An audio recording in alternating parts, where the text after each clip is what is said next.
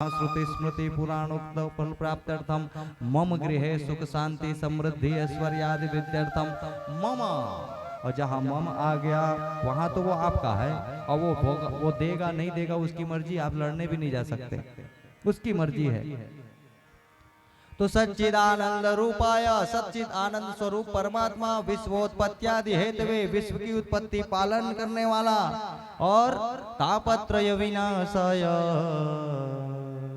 तीन प्रकार के दुखों को नाश करने वाला, ऐसे श्री कृष्ण के चरणों में हम सब प्रणाम करते हैं। बोलो श्री कृष्ण चंद्र भगवान की। और बिल्कुल सरल करके समझाऊं तो सीधे एक लाइन में समझिए, रचाया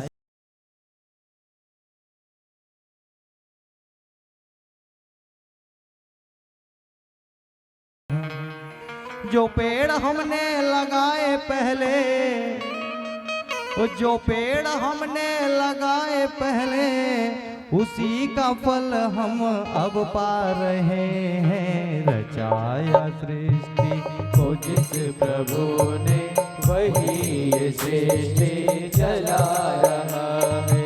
रचाया सृष्टि को जिस प्रभु ने वही ये सृष्टि चला रहा है। जो पेड़ हमने लगाया पहले, जो पेड़ हमने लगाया पहले, जो पेड़ हमने लगाया पहले, जो पेड़ हमने लगाया पहले उसी का फल हम अब पा रहे हैं। रचाया सृष्टि को जिस प्रभु ने वही सृष्टि चला रहा है। इसी धरा से शरीर पाए, इसी धरा से शरीर पाए। छिपी जल पावक गगन समीरा, हमारे शरीर में ये पृथ्वी भी समाहित है, समझ जाइए। इसी धरा से शरीर पाए, इसी धरा से शरीर पाए। इसी धरा में फिर सब समाए, इसी धरा में फिर सब समाए। है सत्य नियम इसी धरा का, है सत्य नियम इसी धरा का, है सत्य नियम इसी धरा का, है सत्य नियम इसी धरा का। एक आ रहे हैं एक जा रहे हैं। रचाया सृष्टि को जिस प्रभु ने वही सृष्टि चला रहा है।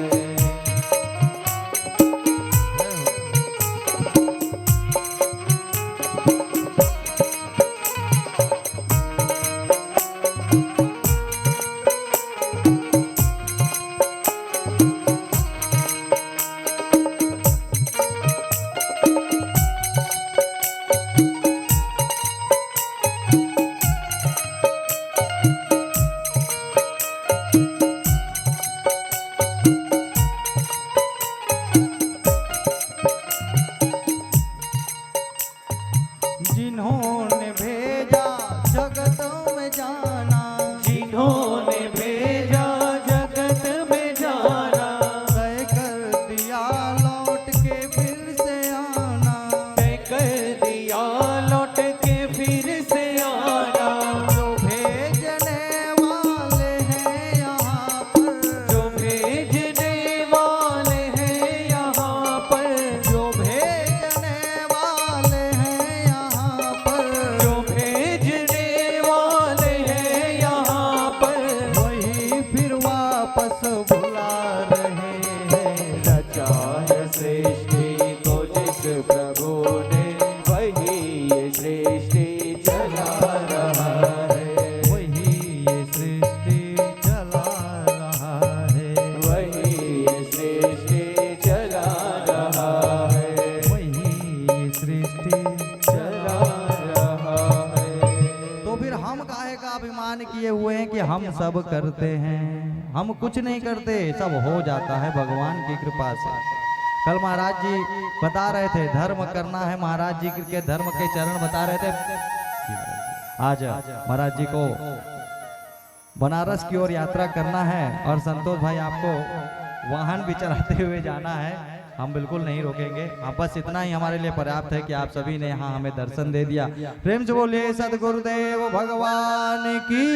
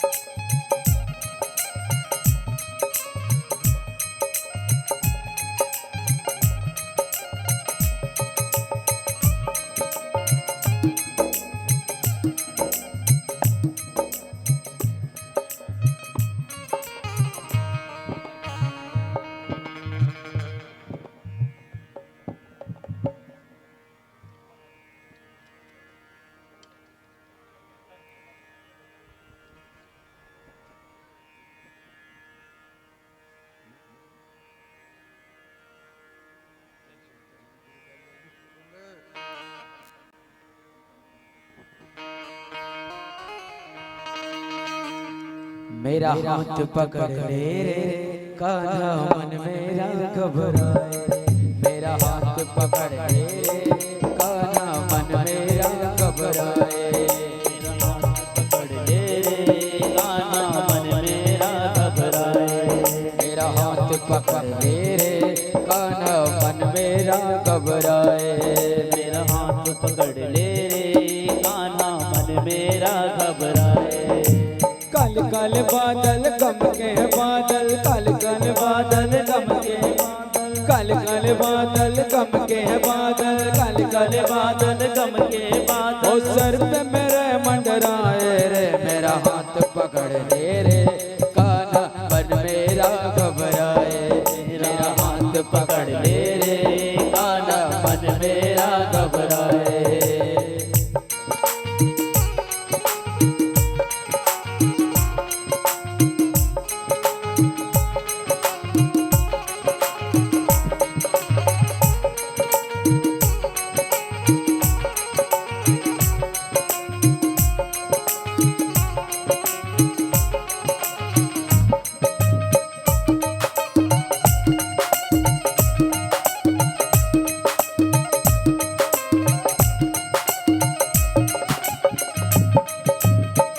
अगर मेरे बस में होता कन्हैया, अगर मेरे बस में होता कन्हैया, किनारे लगाता खुद मेरे नैया।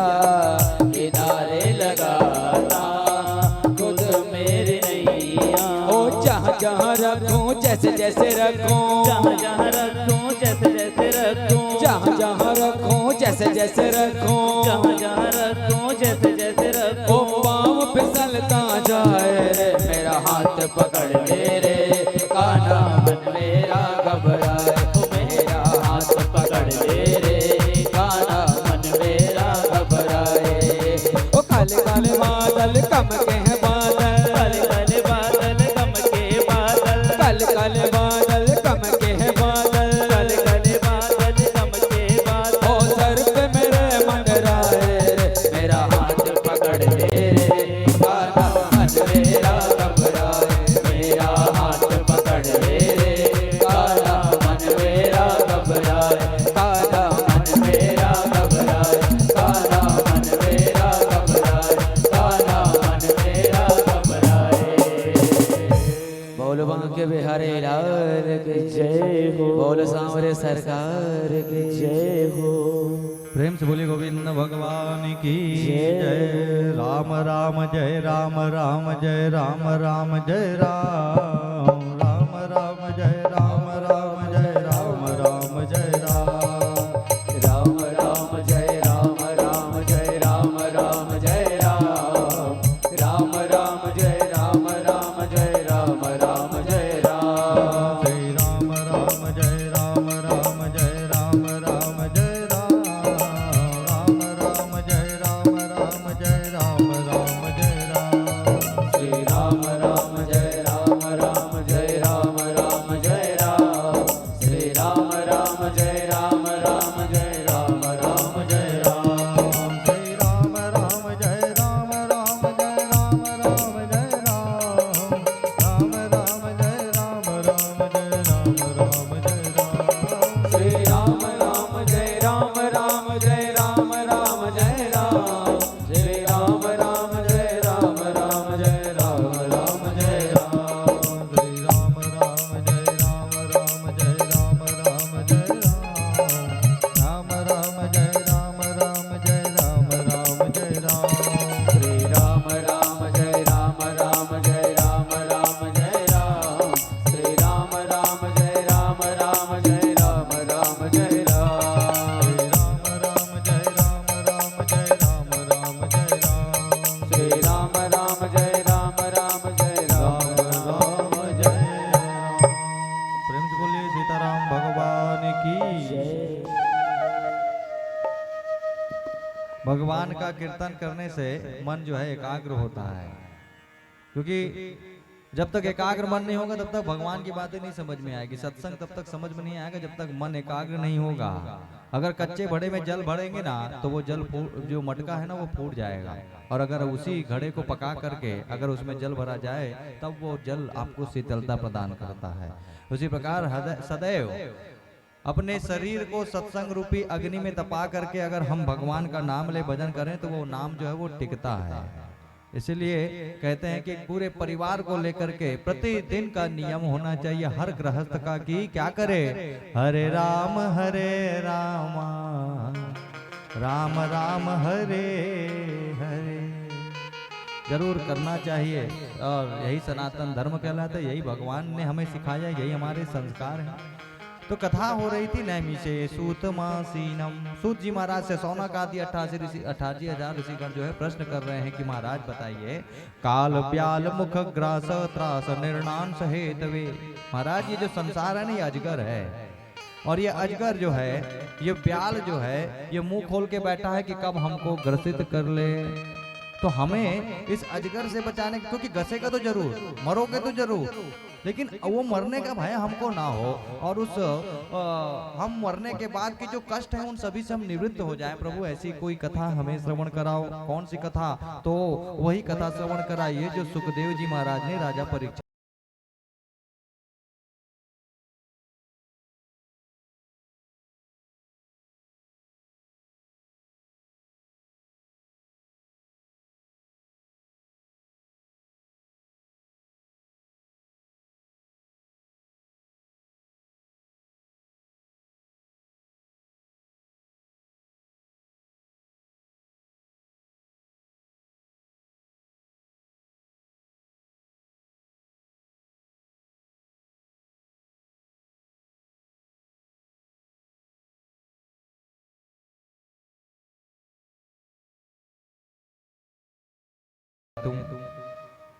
जब तुमने सुनी नहीं तो फिर क्या मतलब हुआ। ये तो हमारा सौभाग्य है कि हमें कितनी सुलभ हो गई ये कथा और आप लोग को श्रवण करने को मिल रही है।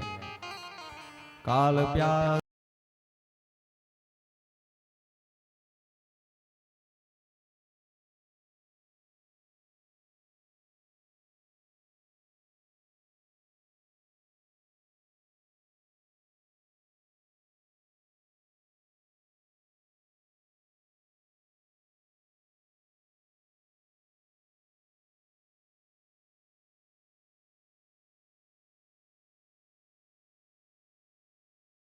को ये कथा मिली, इंद्र को नहीं मिली, क्योंकि इंद्र जो है व्यापारी बनकर के आया।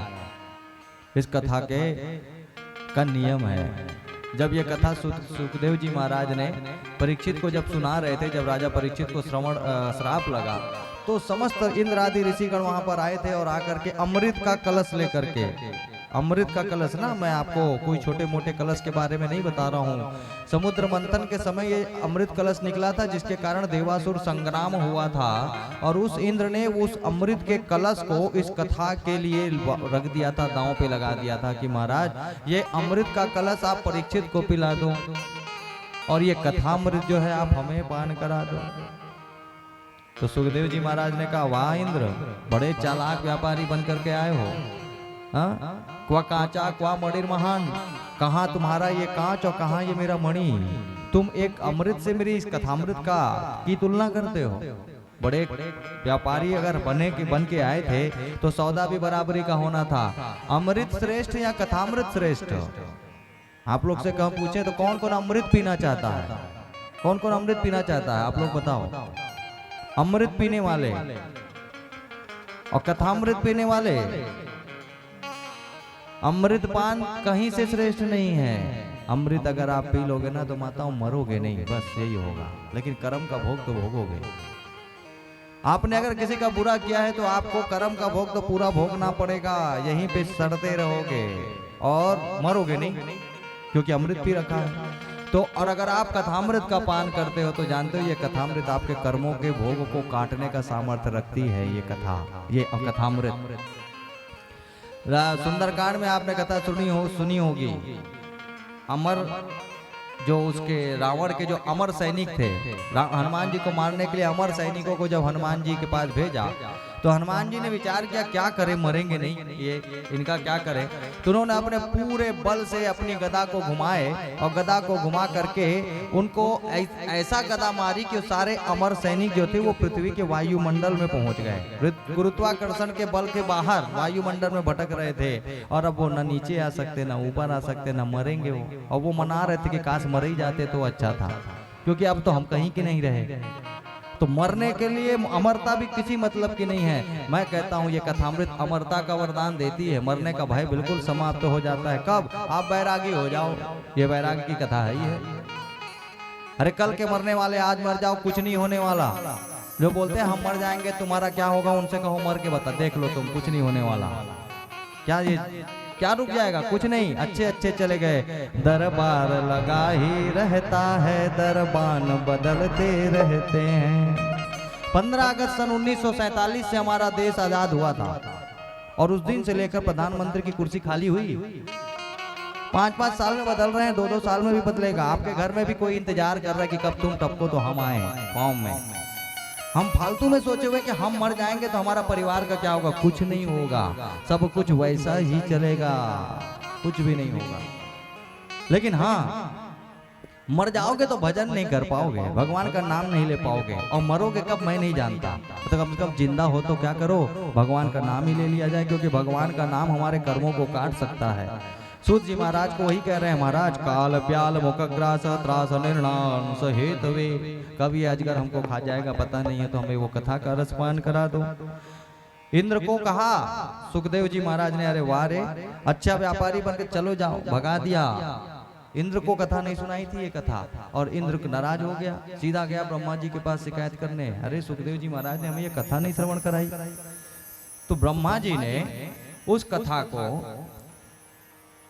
भागवत को, वहां पे एक तराजू बांधा गया, और एक तरह सत्य लोक के तुलाम बद्धवा, सत्य लोक ब्रह्मा जी के लोक में तराजू बांध करके जब एक तरफ सारे दुनिया के भौतिक सुख सुविधाओं को और समस्त पुराणों को रखा, और एक तरफ भागवत जी को रखा ना, तो भागवत जी का पलड़ा जो है वो हिला तक नहीं। ये भागवत जी का पलड़ा दबा रहा, हिला तक नहीं। ऐसी ये श्रीमद् भागवत की कथा है।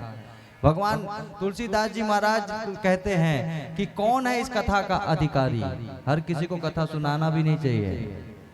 ओ राम कथा के ते अधिकारी कौन? ओ जिनके सत्संगति अति प्यारी।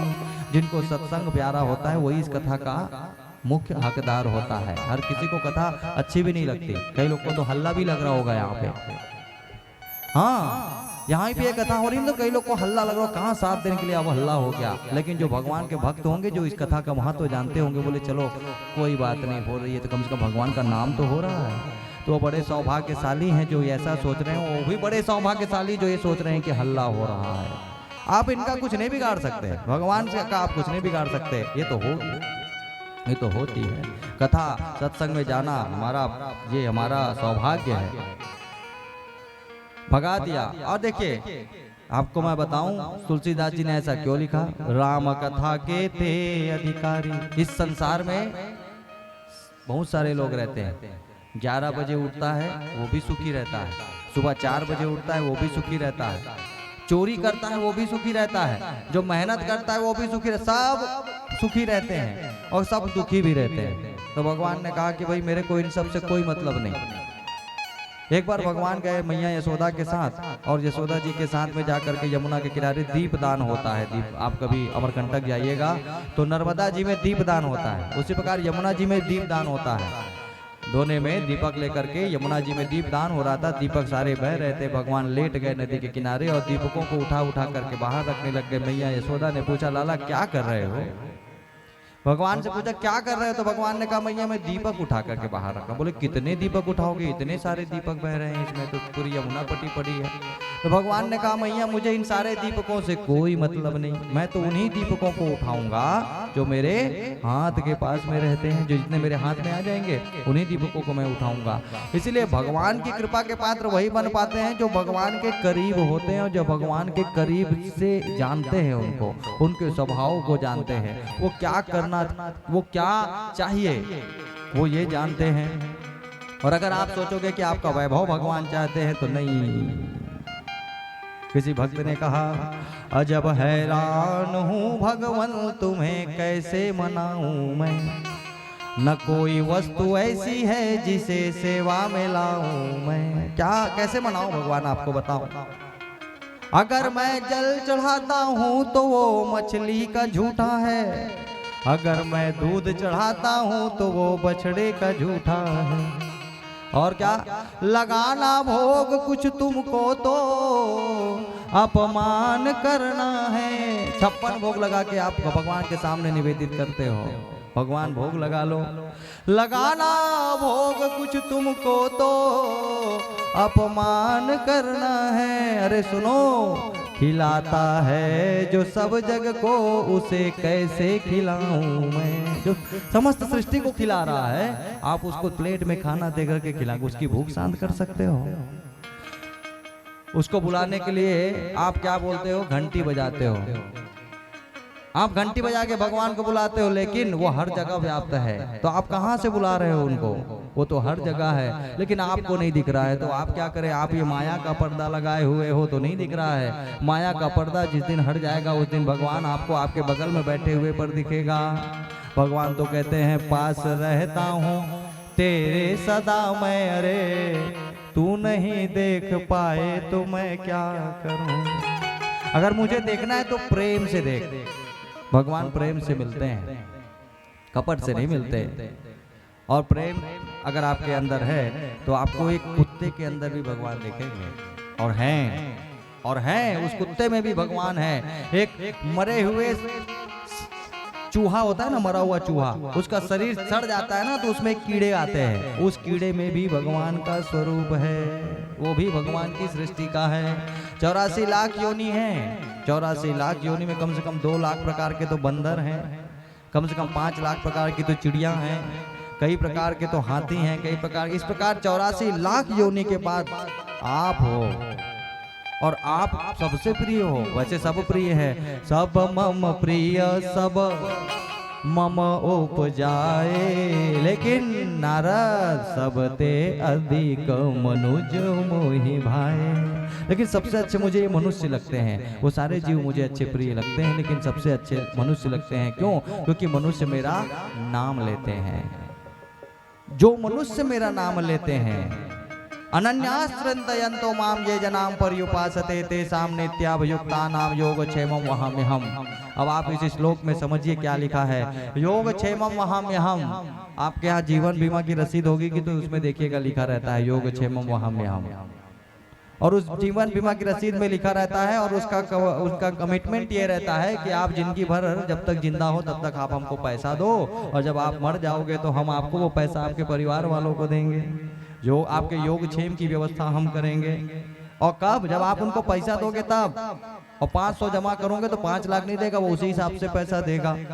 लेकिन भगवान कहते हैं अनन्याश्रय, ये जो लाइन है चोरी की हुई है।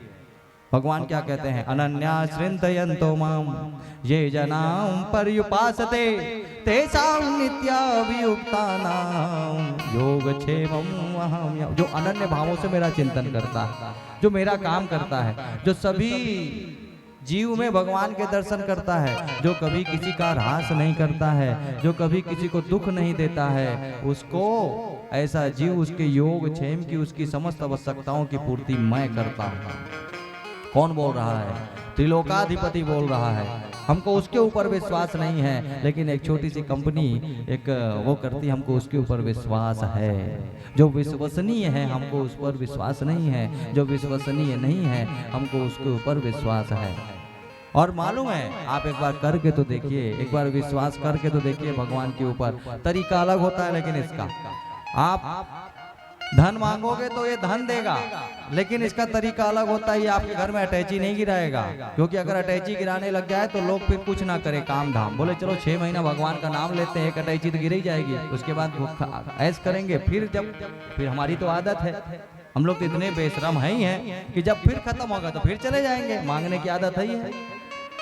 मनुष्य मांगने में तो चला गया, और भगवान ने कहा कि अरे मैं मांगने का विषय नहीं हूँ भाई, तुम बस, मैं तुम्हारी सभी स्थिति को जानता हूँ, तुम बस मेरा नाम लो, मेरे पास आ जाओ, मैंने तुमको हर चीज, वो चीज दी है जो तुमको लिए तुम्हारे लिए जरूरी है, वो हर चीज भगवान ने दी है।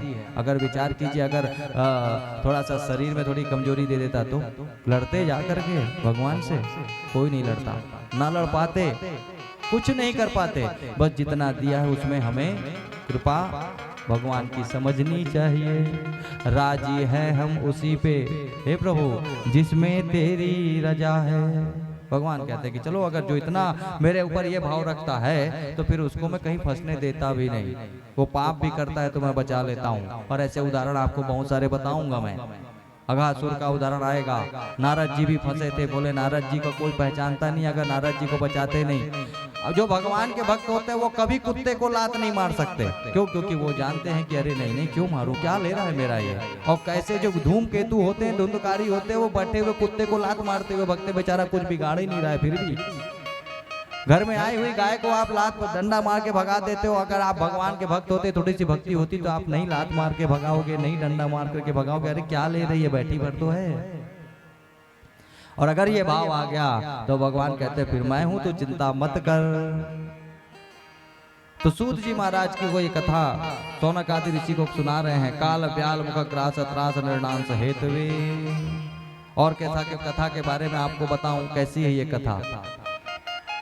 जिस कथा को सुनने से अच्छे अच्छे पापी भी, अच्छे पापी भी, क्रोधी भी, लोभी भी तर जाते हैं। ऐसी ये कथा है जिसको श्रवण करने से, जिस कथा को नारद जी महाराज ने, नारद जी महाराज का एक वाक्य मैं आपको बताऊं। जब नारद जी की कथा है, नारद भक्ति संवाद है, नारद जी महाराज चले आ रहे थे कहाँ, अनेक लोगों का भ्रमण करते हुए जब नारद जी महाराज पहुंचे कहाँ, पृथ्वी में, तो जब आए तो बड़ा सभी जगह घूमने गए। पुष्करम च प्रयागम च काशी गोदावरीम तथा पुष्कर गए, प्रयाग गए, और सब जगह जब उनको चैन नहीं मिला, सभी लोगों में घूमते घूमते यहाँ आए, पुष्कर प्रयाग सब जगह गए, तो यहाँ पर आकर के वृंदावन पहुंचे। वृंदावन में जब पहुंचे तो आप वृंदावन में जब पहुंचे तो वहाँ पे भक्ति मैया जो है, एक स्त्री जो थी वो बैठी रो रही थी, और उसके बगल में 2 पुरुष थे और दोनों जवान थे, और दोनों जो है वो बूढ़े थे, और ये जो स्त्री थी वो जवान थी। नारद जी महाराज निकले, बोले मैया कौन हो? तो भक्ति मैया जो थी, वो स्त्री जो थी वो भक्ति थी। नारद जी महाराज को देखा तो उन्होंने कहा हे महाराज आइए, तो बुलाए गए। और जब नारद जी महाराज गए वहां पर तो बोले देवी तुम कौन हो? तो उन्होंने कहा अहम भक्ति रीति क्या था इमो में तनयो मतो। महाराज मैं भक्ति हूँ और मेरे पुत्र है ये ज्ञान और वैराग्य। भक्ति मैंने आपको बताया ना बहुत प्रकार है, जवान है, लेकिन ज्ञान और वैराग्य बूढ़े हैं। ज्ञान है ही नहीं, बूढ़े है हो गए हैं, वैराग्य है ही नहीं। हम तो भगवान की भक्ति थोड़ी करते हैं, हम तो भगवान सौदा होता है। और यहाँ सर दे के होते हैं सौदे। हे भगवान मेरे बच्ची का ब्याह करा दो। हर जगह गए, जब जब मंदिर गए तब तब भगवान से मांगा, जब जब सिर झुकाया, चाहे तीर्थ में गए चाहे कहीं भी गए तो वहाँ सिर्फ मांगा है। भगवान कहते हैं मुझसे कोई प्रेम करता ही नहीं। यहाँ सब भगवान से चाहते हैं, भगवान को नहीं चाहता कोई। और उद्धव मैं ऐसा कोई ढूंढता हूँ जो मुझे चाहे, कोई तो ऐसा मिले। सब आते हैं तो सिर झुकाते हो, सिर झुका करके दो चार चीज मांग के चले जाते हैं। भगवान मांगने की चीज थोड़ी ना है। उन्होंने कहा कि यहाँ सर दे के होते हैं सौदे, और मांगने की जरूरत ही नहीं है। तो सूत जी महाराज वर्णन करते हैं, एकदा ही विशालायाम चत्वार ऋषयो मल सत्संगार्थम समाख्याता ददरस तत्र नारदा। भक्ति मैया ने कहा कि महाराज ये मेरे बेटे हैं। मैं देवी तुम जवान हो, बेटे बूढ़े हैं, ऐसे कैसे हो गया? बोले हाँ प्रभु, अगर आप मेरे इस बेटे को कल्याण करने तो कृपा, बड़ी कृपा होगी। तो नारद जी महाराज ने क्या किया मालूम है? गीता पाठ किया, वेद वेदांतों का पाठ किया उन बालकों के कान में। अब आप सोचो, वेद वेदांतों का पाठ हो गया, गीता का पाठ हो गया, लेकिन जब वेदों का पाठ हुआ, गीता का पाठ हुआ तो बच्चे थोड़ा सा उठे, हिले और फिर वैसे ही हो गए। आपके यहाँ जब पंडित जी लोग आते हैं पूजा कराने ना, तो आप लोग पूजन में बैठते हो, और पूजन में बैठते हो आपको हाथ में श्रृंगी पकड़ा देते हैं और बोले पानी डालते रहना, शंकर जी के ऊपर जाना चाहिए। और उसके बाद पंडित जी शुरू हो जाते हैं, ओम गणानान्वा गणपति गंग हवामहे प्रियानान्वा प्रियपति गंग हवामहे निधिनान्वा निधिपति गंग ओम वाद समय प्रसव समय प्रयति समय प्रसिद्धि समय प्रसिद्धि। और आप लोग बस वो पानी डालते रहते हो, ये देखना पानी ना खत्म हुआ, धार ना टूटे। कुछ समझ में आता है? सच बताओ, कुछ समझ में आता है? कुछ भी नहीं समझ में आता। आप कुछ नहीं समझ रहे क्योंकि वो वेदों का पाठ हो रहा है। और ये जो श्रीमद् भागवत है ना, ये वेद रूपी कल्प वृक्ष से टूटा हुआ फल है। उन वेदों में जो लिखा है वो अर्थ आपको जानने की जरूरत नहीं है। उन वेदों का ही निचोड़ आपको ये श्रीमद् भागवत में है। और अब आप बताओ, अगर आपसे मैं ये पूछूं चाय कैसे बनती है? चाय अगर किसी को बनाना है तो क्या करना पड़ता है? गैस जलाना पड़ता है और उसमें बटलोई चढ़ानी पड़ती है, गंजी चढ़ाओ, पानी डालो, गैस जलाओ और उसमें चाय पत्ती शक्कर डालो, तब चाय बनती है उबल करके। और शक्कर कैसे बनती है? शक्कर कैसे बनती है? गन्ने के रस से। गन्ना का रस निकलता है, रस को फिर पकाया जाता है ना, तब शक्कर बनती। बहुत सारे प्रोसेस के बाद कवर्धा के पास है चीनी मिल, आप लोग जाके देखना। और अब एक बार बताओ, अगर गंजी चढ़ा करके उसमें पानी डाल करके, आग लगा करके, चाय पत्ती डाल करके अगर आप गन्ना डाल दोगे तो क्या चाय बन जाएगी? चाय मीठी हो जाएगी? चाय मीठी नहीं होगी। क्यों? क्योंकि आप गलत चीज डाल रहे हो। गन्ना आपको डालना है शक्कर, आपको उपयोग करना है सुई, और आप उपयोग कर रहे हो तलवार। तो जहाँ सुई काम आती वहाँ तलवार काम नहीं आती। लेकिन ये सुई नहीं है, ये बहुत बड़ी चीज है। वेद वेदांतों का पाठ किया, वेदों से पुण्य, पूजन पाठ से आप पुण्य अर्जित करते हो, पुण्य। और उस पुण्य से आपको सुख की प्राप्ति होती है, क्योंकि जो आप मांगे होते हो, जो भी आप मांगे होते हो वो प्राप्ति होती है, वो भी उनकी मर्जी से। उनकी मर्जी से। क्या जरूरी है क्या कि हम सब ये अनुष्ठान हमारे सफल हो जाते हैं? हम जब भी पूजन करते हैं सारा पूजन सफल हो? ऐसा कोई जरूरी नहीं है। हम तो सिर्फ प्रार्थना कर सकते हैं। उस प्रार्थना को सुनना और उस पर अमल करना वो भगवान का काम होता है। हम सिर्फ प्रार्थना कर सकते हैं और ना लड़ सकते हैं, ना भिड़ सकते, कुछ नहीं कर सकते। देना हो तो दो, और प्रभु नहीं दोगे तो हम तुम्हारा कुछ नहीं बिगाड़ सकते। उससे अच्छा क्या करो, उसी के हो जाओ, उसी के हो जाओ, उन्हीं के संरक्षण में रहो। उनके संरक्षण में रहोगे तो दुख नहीं पाओगे। क्योंकि मछली पकड़ने वाला जब मछली पकड़ने जाता है ना, तो वो जाल फेंकता है, और जो समझदार मछलियां होती हैं वो क्या करती हैं, उस जाल फेंकने वाले के पैर के आसपास घूमने लग जाती हैं। क्योंकि वो ये जानती हैं कि ये जाल फेंकेगा तो कभी अपने पैर के नीचे नहीं फेंकेगा, ये हमेशा दूर फेंकेगा। तो दूर रहोगे तो फंस जाओगे। इसलिए भगवान के इर्द गिर्द रहना पड़ेगा। तो उन्होंने वेद वेदांतों का पाठ किया और करना था उनको कुछ और। आपने जो वेद वेदांत आप करते हैं उसमें आपको सुख की प्राप्ति होती है, लेकिन ये जो श्रीमद् भागवत की कथा है ये आपको मोक्ष की प्राप्ति कराएगी। और भागवत जी में ये लिखा है कि ये कल्प वृक्ष है, आप जो मांगोगे वो आपको मिलेगा, लेकिन कब? इस 7 दिन तक इस कथा को जानोगे तब। इसमें जो इसके जो मुख्य नायक हैं उनके बारे में, उनके स्वभाव के बारे में जानोगे तब। और जब उनको आप जान जाओगे तो गारंटी देता हूँ आप इनसे कुछ नहीं मांगोगे। मैं गारंटी देता हूं कि आप इनसे मांगने लायक ही नहीं रहोगे, ना आप मांग पाओगे इनके स्वभाव को जान करके। परेशान हो गए, बोले हमने गीता का पाठ मुहुर्मुहु, गीता का तो कई बार पाठ किया तो भी कल्याण नहीं हुआ, तो आप क्या करें? तो चिंता चले जा रहे थे, अब क्या करें? चिंतित हो गए। अरे नारद जी एक स्त्री का दुख नहीं दूर कर पाए, बड़ी ग्लानि हो रही थी और जा रहे थे चिंता में व्यतीत होकर के, तो वहीं पर उनके भाई मिल गए। कौन? सनक, सनंदन, सनातन, सनत कुमार। ये ब्रह्मा जी के पुत्र हैं, नारद जी भी और ये भी। अब भाई जब मिले तो उन्होंने पूछा, नारद जी महाराज जब भी निकलते थे बड़ी आनंद से रहते थे और गाते थे क्या? ओ श्रीमन नारायण नारायण नारायण, बड़ी आनंद से गाते थे। लेकिन आज भी नारायण नारायण बोल रहे थे, लेकिन वो आनंद नहीं आ रहा था। सनत कुमारों ने पूछा, महाराज क्या हुआ, क्या हुआ? आप इतने दुखी क्यों लग रहे हैं? तब नारद जी महाराज कहने लग गए कि महाराज क्या बताएं, आज एक अबला स्त्री का दुख नहीं दूर कर पाए। भक्ति ज्ञान, भक्ति के बारे में बताया, ज्ञान वैराग्य बताया। नारद जी आकर के उनको स्थिति बताया, आज इस पृथ्वी के बारे में सब समाप्त हो गया महाराज। अरे हमने तो, हमारे पिताजी ने धरती बनाई और यहाँ सोचे कि यहाँ सुख मिलेगा, लेकिन यहाँ मनुष्य को भगवान की तरफ से कोई सुख दुख नहीं मिला, लेकिन ये खुद अपने आप में दुखी है। और वैसे तो धरती को भगवान ने बनाया है। ये धरती क्या है मालूम है? जिस जहां आप रहते हो इसका नाम है दुखालय। इस धराधाम का नाम है दुखालय। ये आपको दुख भोगने के लिए ही भेजा गया है। दुख जो है ना भोगने से ही खत्म होता है, भागने से खत्म नहीं होने वाला। इसको भोग लोगे तो समाप्त होगा, भागोगे तो और ये बढ़ता चला जाएगा। और यहाँ कोई सुखी है ही नहीं।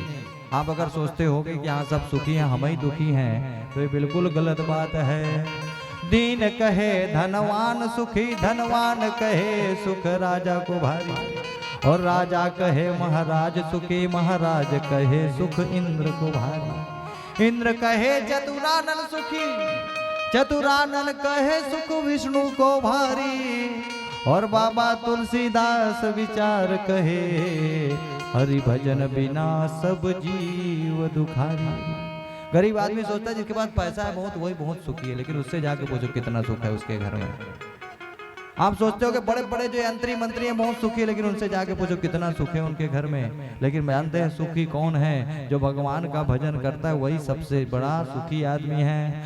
कबीरा सब जग निर्धना, धनवंता नहीं कोई, और धनवंता सोई जानिए जाको राम नाम धन हो। वही अमीर है जिसके पास भगवान नाम का धन है, अन्यथा यहाँ पर कोई भी यहाँ सुखी नहीं है। और अपने दुख से दुखी नहीं है, दूसरों के सुख से दुखी हैं। हम लोग इसलिए दुखी नहीं है कि हमारे घर का रंगोली बिगड़ गया, हम लोग इसलिए दुखी हैं कि उसके यहाँ का क्यों नहीं बिगड़ा है, उसके यहाँ का ठीक ठाक क्यों बना हुआ है।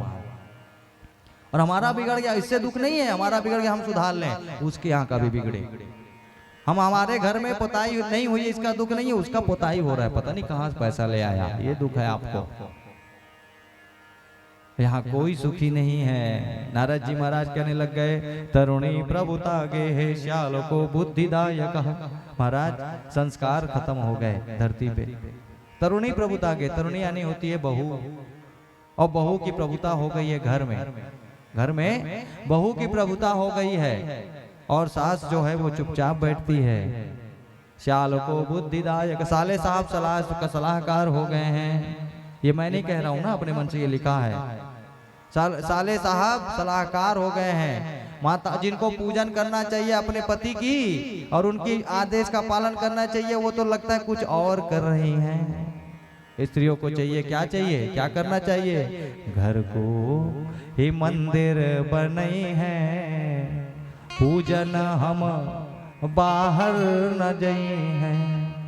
अरे अपने सजन को राम बनई हैं, खुद सीता बन जई हैं। पूजन हम बाहर न जई हैं। लेकिन यहाँ तो अलग ही कुछ होता है। तीजा पूजा दुनिया भर के व्रत उपवास हो रहे हैं, पति बेचारा खुद ही भूखा है और ये पति के लिए व्रत करने के लिए मायके गई हुई हैं। कौन सा तरीका है भाई ये बताओ। आपके लिए पति परमेश्वर है, आपको उनकी सेवा करनी चाहिए। अरे अपने ससुर को दशरथ बने हैं, सास कौशल्या बने हैं। तो घर बन गया आपका घर अयोध्या, फिर अयोध्या के लोगों को कहीं और जाने की जरूरत नहीं है। लेकिन नहीं, हमारा तरीका गलत है। आचरण में आपके सुख दुख है मैया। आप सोच रहे होगे 7वें दिन इस डब्बे से अंदर से भगवान निकलेंगे, तो ऐसा कुछ नहीं होने वाला। आप सोचोगे कि खूब यज्ञ पूजन करके एक दिन वो जो जैसे टीवी में होता है भगवान चतुर्भुज में रूप में आके बचा लेते हैं, तो ऐसा कुछ भी नहीं होने वाला इस कलयुग में। आपको सब कुछ यहीं भोगना पड़ेगा। नारद जी महाराज रो रहे हैं। अरे सास बहू बाप भाई बेटे सब रिश्ते समाप्त हो गए हैं। भैया कुछ अपने बता रहे हैं, भैया यहाँ कोई किसी का नहीं है। हुई मतलबी है आज दुनिया, किसी का कोई सगा नहीं है।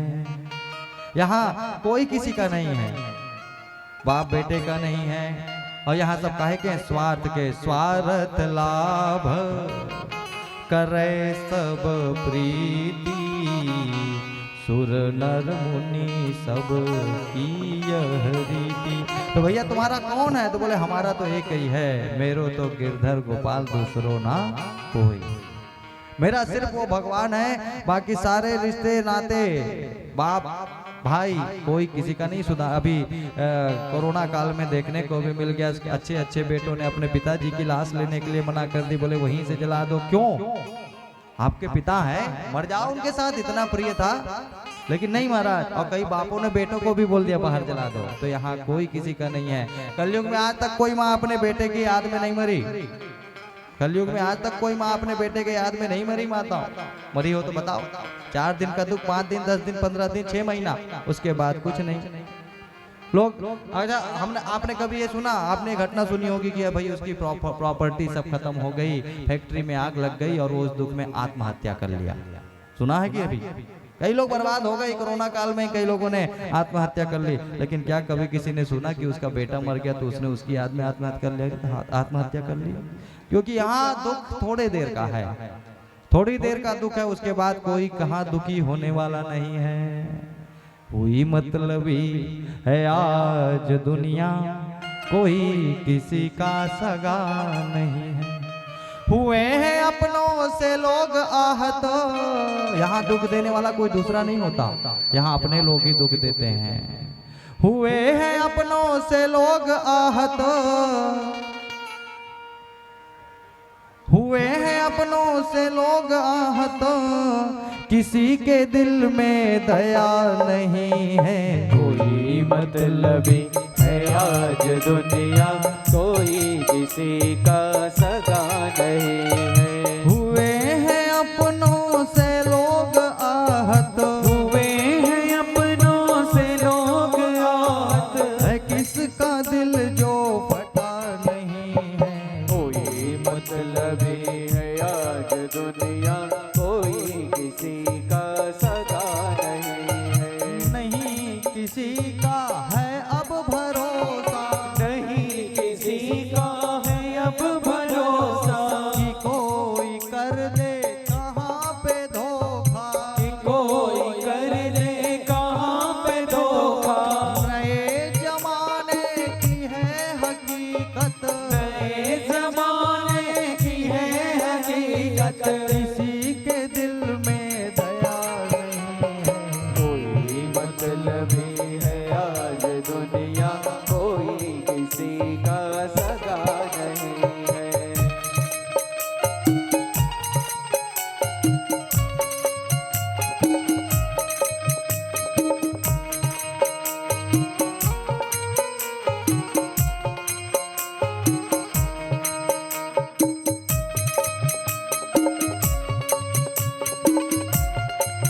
श्री राधे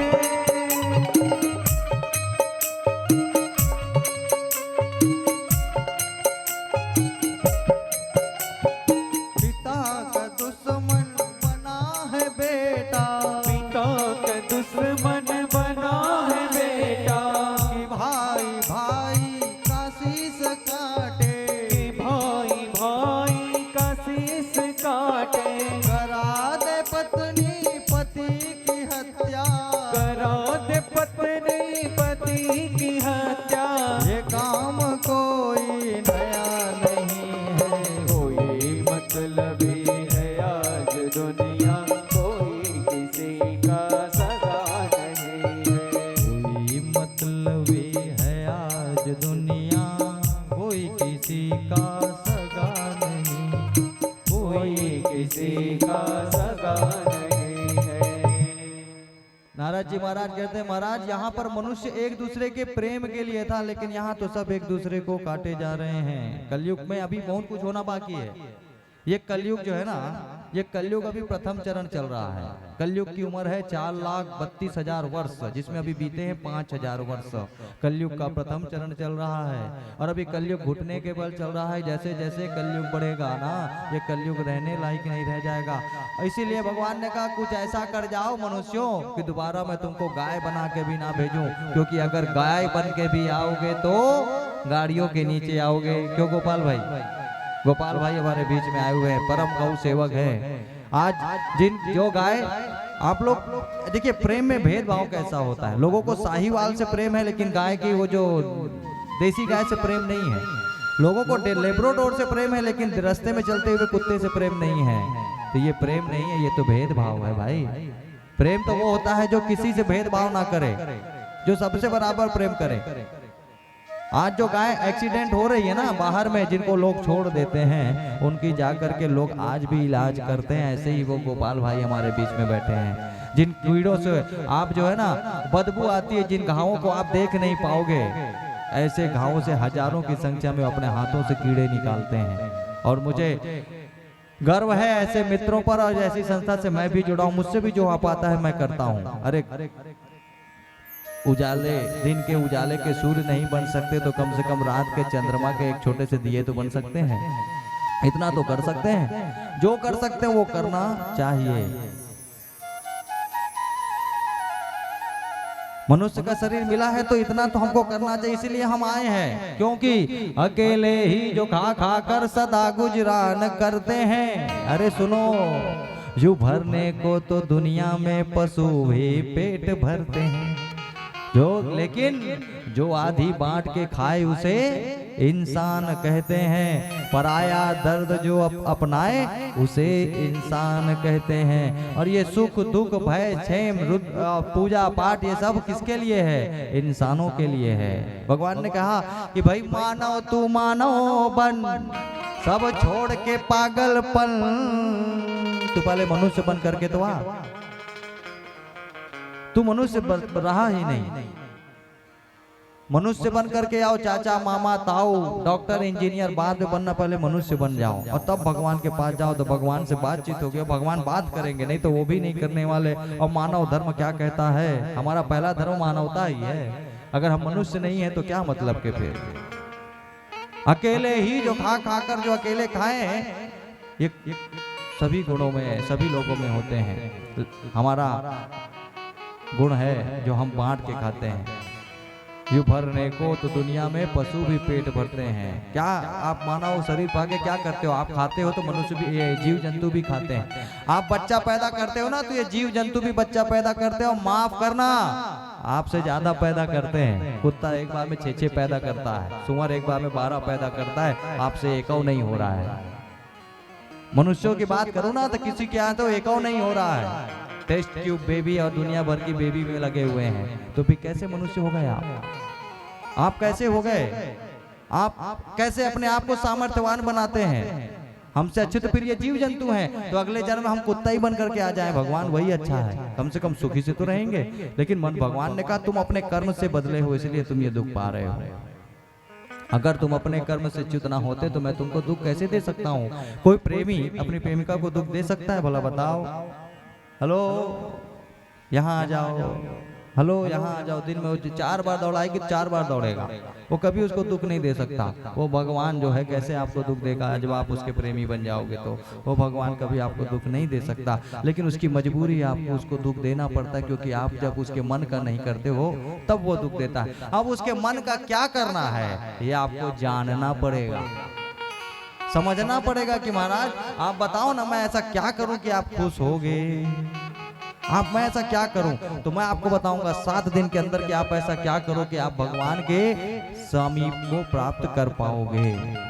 कोई खर्चे वाला नहीं बोलूंगा कि आप जा करके जाओ, खूब अनुष्ठान कराओ, संकल्प शुक्ला जी को बुला करके कि ऐसा आयोजन कराओ कि ये करो, ऐसा कुछ नहीं है, ऐसा कुछ नहीं है। बस क्या हो जाओ, निर्मल मन जन सो मोहि पावा, मोहे कपट छल छिद्र न भावा।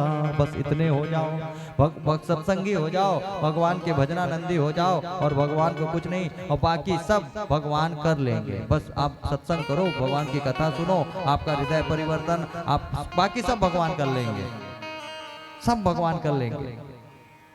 नारद जी महाराज ने बताया, महाराज ये धरती पूरी तरीके से बिगड़ गई, ब्रह्मा जी से बहुत बड़ी गलती हो गई, पिताजी से ये धरती को बना करके। बोलते भी ना, दुनिया बनाने वाले काहे को क्या तेरे मन में समाई तूने, काहे को तुम वाकई में क्यों बनाई। मनुष्य बनाया क्या, मनुष्य इसलिए बनाया कि वो अपने ही परिवार में लिप्त रह जाए, अपने ही लोगों में लिप्त रह जाए, और अपने ही लिप्त में रह जाए, ठीक है, क्या अपने ही लोगों को काट मारे, क्या मनुष्य इसलिए बनाया क्या। मनुष्य आज अपने आप को सब कुछ समझने लग गया है, दूसरे जीव को तो कुछ समझते ही नहीं। याद रखिए, आपके जितना अधिकार आपके बालक को इस धरती पे रहने का है, उतना ही अधिकार जितने भी जीव जंतु हैं उन सबको यहाँ रहने का है। और भगवान ने सबको बराबर बराबर समय बांटा है कि आप इतने दिन यहाँ रहोगे और मेरी मर्जी के अनुसार रहोगे। आप कौन होते हो किसी को मारने वाले। जब आप किसी को जीवन दान नहीं दे सकते तो आप मार कैसे सकते हो। हाँ, आप किसी को मार कैसे सकते हो। किसने कहा आपको किसी को जीव हत्या करने के लिए, जान लेने के लिए, किसके लिए, अपने जीव के स्वाद के लिए आप मांस भक्षण करते हो। हाँ, एक अपने जीव के लिए, अपने स्वाद के लिए आप मांस भक्षण करते हो, तो फिर आप मनुष्य कहाँ रहे। बलि जो, और नाम क्या लिखते हैं हमारे यहाँ, बलि देते। देवताओं को क्यों बदनाम कर रहे हो। देवता कभी नहीं बोलते, कोई बाप नहीं बोलता कि मेरे एक बेटे को मारो तो मैं दूसरे बेटे को जिंदा करूंगा।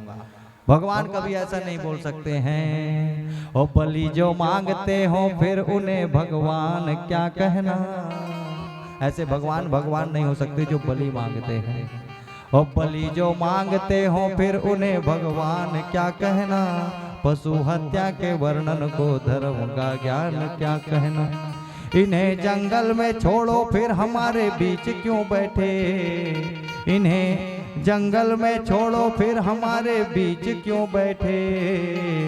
अरे जो मांसाहार करते हैं उन्हें इंसान क्या कहना।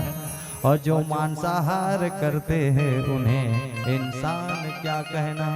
दुनिया के जीव को मार के अपने पेट में भर करके आप अपने बच्चे की आयु की मांगने के लिए भगवान के पास जाके खड़े होते हो। लज्जा नहीं आती आपको।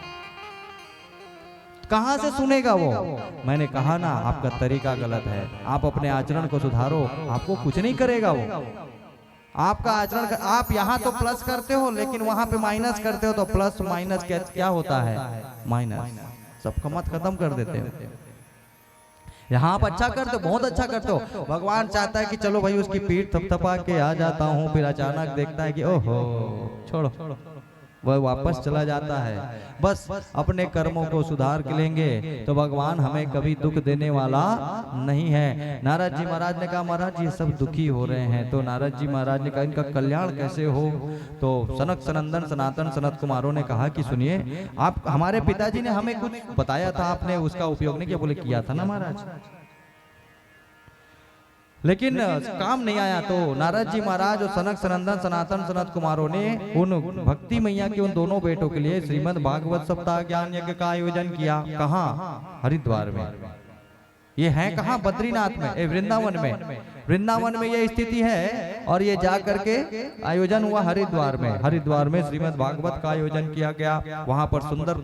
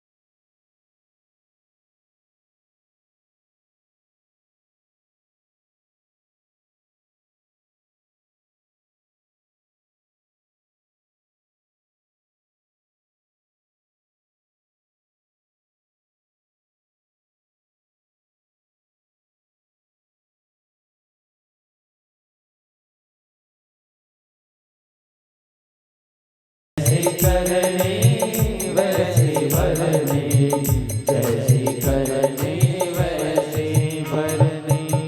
कर्मणा जायते जंतु कर्मणैव विलीयते। अच्छा, बॉम्बे वालों को भी मालूम पड़ गया था, यही कह रहे हैं भगवान इसी श्लोक में। आप लोग सोच रहे हो कि महाराज जी फिल्मी गाना गा रहे हैं, तो क्या फिल्मों से हमको सीखने को नहीं मिलता?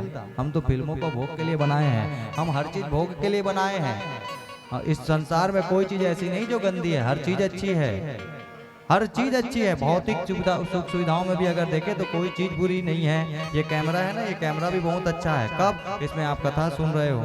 ये माइक है ना, ये माइक का उपयोग के ऊपर डिपेंड करता है। इसी में ही यो हनी सिंह भी होता है, और इसी में मैं आपको कथा भी सुना रहा हूँ। यही माइक है, इसका उपयोग सही करना हमको आना चाहिए। जिस मोबाइल में आप टेढ़े मेढ़े वीडियो बना करके फेसबुक में अपलोड करते हो ना, उसी मोबाइल में भगवान की कथा भी सुन सकते हो जब आप वीडियो अपलोड कर रहे होते हो। लेकिन आप एक टेढ़े मेढ़े वीडियो बना रहे होते हो, आप उसका गलत उपयोग कर रहे हो, तो संसार कहाँ से गलत हो गया भाई? गलत तो आप कर रहे हो, तो भगवान कहाँ से दोषी हो गया बताओ? भगवान कहीं से दोषी नहीं है। काम, क्रोध, लोभ, मोह, मद, मत्सर, ये सब आपके लिए अच्छे थे। काम का उपयोग ना होता, काम ना होता तो आप ना पैदा होते। काम का उपयोग कैसे किया जाता है? संतानोत्पत्ति के लिए किया जाता है, शारीरिक भोग के लिए काम का उपयोग नहीं है। आज भी ऋषिगणों को ब्रह्मचारी कहा जाता है। क्यों? क्योंकि वो जब वो अपने स्त्री के साथ संसर्ग करते थे तो सिर्फ संतानोत्पत्ति के लिए करते थे। जैसे ही माँ के पत्नी के गर्भ में बालक आया तो फिर दूर हो जाते थे। काम उपयोग करो सही जगह के लिए। क्रोध करो ना, आप क्रोध करो कहाँ? जब किसी के ऊपर अत्याचार हो रहे हो तो जाके भिड़ जाओ। अब वो क्रोध आपका ठीक है, भगवान भी माफ करेंगे। लेकिन आप क्रोध कब करते हो? जब आपके थाली में नमक कम पड़ जाता है तो आप थाली जाके फेंक देते हो, गुस्सा करते हो। क्या मतलब का वो क्रोध?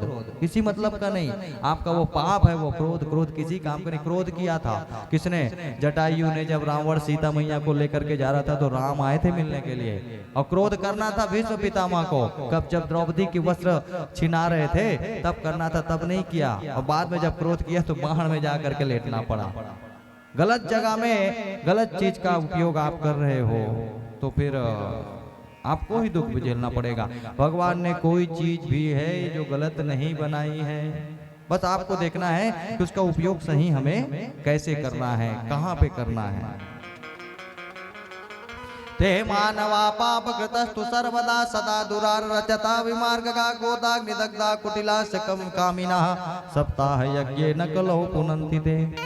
श्लोक कहता है, ते मानवा, जो मनुष्य पापकृतस्तु सर्वदा, हमेशा पाप में विलिप्त रहता है। क्रोधाग्निदग्धा कुटिलाश्च कामिनः, क्रोधी है, कुटिल है, कामी है।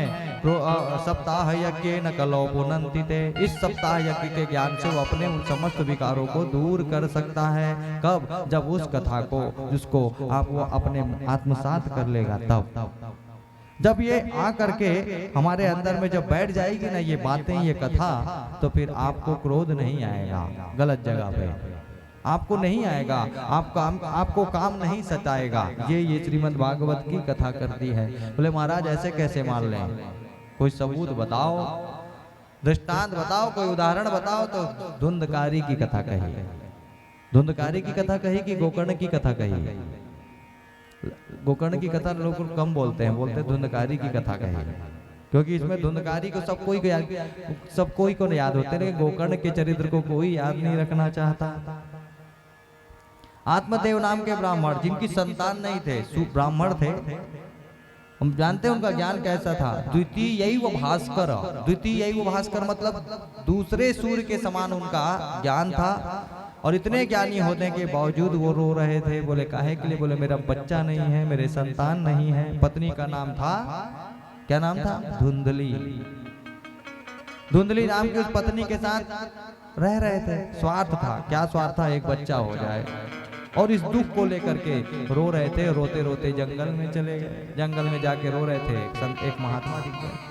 महात्मा ने देखा, महाराज क्यों रो रहे हो? तब उन्होंने बताया, महाराज क्या बताएं, कोई संतान नहीं है, ऐसे शरीर का हम क्या करेंगे, हमारा तो वंश ऐसे ही हो समाप्त हो जाएगा, हमारी कोई संतान नहीं है। तब महाराज संत महात्मा ने सोचा, बताओ ब्राह्मण के वेश में हो, जंगल में रो रहे हो, तो मुझे लगा भगवान से मिलने के लिए रो रहे होगे, तुम तो बेटे के लिए रो रहे हो। बोले आपको क्या मालूम प्रभु, जब शाम को थके हारे आओ और बेटा पापा पापा आकर के गले लगाता है तो कितना सुख मिलता है। बोले अरे भैया कितना सुख मिलता है हमें ना बताओ। जब संतान होती है, जिनके नहीं है ना वो तो बढ़िया भगवान के भजन करें। और संतान के बारे में बता, जवान हो तो आधे भय। हाँ, जैसे ही बच्चा पैदा होता है ना, जब बढ़िया शादी होती है ना तो पति पत्नी बढ़िया प्रेम से रहते हैं, खूब घूमते हैं फिरते हैं। और जब घूमते फिरते हैं शाम को पति आता है तो पत्नी दौड़ करके आती है, पानी लेकर के, लो जी पानी पी लो। और उसके बाद उसी समय हो जाता है कि एक बच्चा बीच में आ जाता है। तो वही पत्नी जब वो पति दौड़ के आता है ना, जब थका हारा, अरे एक गिलास पानी तो पिलाओ, तो अंदर से आवाज आती, तुम्हारा मैं तुम देख रहे हो मैं बच्चा संभाल रही हूँ, तुम पानी खुद लेके नहीं पी सकते। तो जैसे ही बच्चा आया तो प्रेम आपका आधा हो गया। जन्म होत आधे भय, आप पति पत्नी का प्रेम आधा हो गया। जवान भये धन छीन, जवान होता है तो वो आपके धन को आधा हिस्सेदार बन जाता है। और अंत समय शमशान में सर पे लकड़ी दी, मरने के बाद यही बेटा है आपका लाला, आपका छुआ जो आपका बेटा है ना, अंत समय शमशान में सर पे लकड़ी दी, लकड़ी से कोसता है जलने के बाद बेटा। तो बोले कि ऐसे संतान का क्या करो? बोले महाराज बस हम आपको नहीं मालूम, आप तो महात्मा, हमें तो पुत्र दे दो। अरे भैया नहीं है। अच्छा, टेंशन उनको नहीं होता जिनके बच्चे नहीं होते, टेंशन उनको होता है जो पड़ोसी होते हैं, उनको ज्यादा दुख हो जाता है। इतने कटाक्ष मार मार करके वो जीना हराम कर देते हैं। एक दिन तो सबके संतान, देखो अगर संतान नहीं है तो भगवान को पुत्र के रूप में प्राप्त बनाया जा सकता है, इनको पुत्र बनाया जा सकता है। एक नहीं, और जब तक नहीं है तब तक बढ़िया भगवान का भजन करो, पति पत्नी मिलकर के भगवान का भजन करो, और एक ना एक दिन भगवान कृपा जरूर करेंगे। और जब तक भगवान कृपा नहीं करेंगे तब तक आपको मिलने वाला नहीं है। जब तक नहीं मिल रहा है तब तक तो भगवान का भजन किया जाए, प्रेम से आनंद से रहा जाए, और बस प्रतीक्षा करो। वो परमात्मा के यहाँ देर है लेकिन अंधेर नहीं है। अगर आपके भाग्य में है तो जरूर मिलेगा, और भाग्य में नहीं है तो माताओं सर पटक डालो, कुछ नहीं मिलने वाला। ऐसे भाग्य की कथा भी मैं बताऊं आपको। ये कथा, मेरी कथा कब समझ में आएगी? जब आप ध्यान से सुनोगे। और 4 दिन की, शुरू दिन की कथा तो सुनना ही पड़ेगा, क्योंकि ये 4 दिन की जो कथा है ना, ये ज्ञान चर्चा है। चौथे दिन जो आएंगे, जिनके लिए आप इंतजार होता है, चौथे दिन खूब आनंद मनेगा। नंद के आनंद भयो, जय कन्हैया लाल की। 24 अवतारों की कथा में वो 22वां अवतार है। उसके पहले उनके 21 को तो जान जाओ कि 21 में क्या किया, और जब 21 में उन्होंने क्या किया तो 22वां का स्वागत करने का आनंद कुछ और होगा। उस समय पे जब आपको मालूम पड़ जाएगा उसके समस्त अवतारों में, उसके समस्त स्वभाव का जब आपको आनंद, जब आपको पता चल जाएगा तो उसका स्वागत करने में एक अलग आनंद आएगा। ये 4 दिन की ज्ञान चर्चा है मानो। ये 4 दिन में उस कृष्ण के बारे में आपको बताऊंगा जिसका आप इंतजार कर रहे हो, जिसकी कथा आप श्रवण कर रहे हो। उन्होंने कहा महाराज दिला सकते हो तो एक पुत्र दिला दो बस। बोले जाओ, एक फल दे दिया, जाओ अपनी पत्नी को खिला देना, नियम से अगर रहेगी तो उसको एक पुत्र की प्राप्ति होगी। तो वह उन्होंने कहा कि भाई चलो ले चलते हैं, ले जा। अब विश्वासम फलम दायकम, पति विश्वासी था लेकिन पत्नी तो थी धुंधली। कहा सुनो ये फल खा लो तो संतान हो जाएगी। बोले नहीं, बताओ तुमको कोई भी बेवकूफ बना देता है, फल खाने से कभी बच्चा होता है क्या? अपनी सहेली, अब बोलते ना संगति ही गुण उपजे, संगति ही गुण जाए, और बांस फांस और मीसरी एक ही मोल बिकाए। संगति कैसी होनी चाहिए मालूम? सत्संगियों के साथ संगति करोगे तो आपकी बुद्धि को अच्छा करेंगे। और कहीं ऐसे वैसे के कर लिए तो फिर वो तो बहुत लोग मिलते हैं, आओ यार बैठते हैं यार, बहुत कम लोग मिलेंगे, बोलेंगे चलो यार कथा में चलते हैं। वो जो धुंधली थी उसकी जो संगति जिसकी थी, उसने कहा सुन एक काम करिए, जो गाय है, ये जो फल है ना, तो गाय को खिला दे अपने यहाँ की, और जब मेरे यहाँ संतान होगी तो मैं अपना बच्चा तेरे को दे दूंगी, तो तू जो है अपने पति को बता देना। ठीक है, बात डन हो गई। और बोले देख तेरे यहाँ खाना है लेकिन खाने वाले नहीं, और मेरे यहाँ खाने वाले हैं लेकिन खाना नहीं है, तू खाना दे देना तो मेरे यहाँ खाने वालों के काम आ जाएगा। ठीक है, समय आया, उस फल को गाय को खिला दिया, और इसके जब बच्चा हुआ तो इसने ला करके उस स्त्री धुंधली को ले जा करके दे दिया। बच्चा हो गया बड़ा सुंदर सा। पति देव को, अरे वाह वाह संतान हुआ है, बोले मैं अपने बेटे का नाम रखूंगी। क्या नाम रखा? धुंधकारी महाखला। अरे मेरा नाम धुंधली तो मेरे बेटे का नाम धुंधकारी। और इत्तेफाक से भगवान की कृपा से उस गाय के भी संतान हो गई, क्योंकि फल तो प्रतापी था, वो फल तो बड़ा प्रतापी था, लेकिन उस फल से उस गाय के बच्चा हो गया। लेकिन ऐसा बच्चा हुआ जिसका कान जो था, पूरा शरीर जो था वो गाय का था, जो पूरा शरीर का जो था वो मनुष्य का था, लेकिन कान जो थे वो गाय के जैसे थे, तो नाम पड़ गया।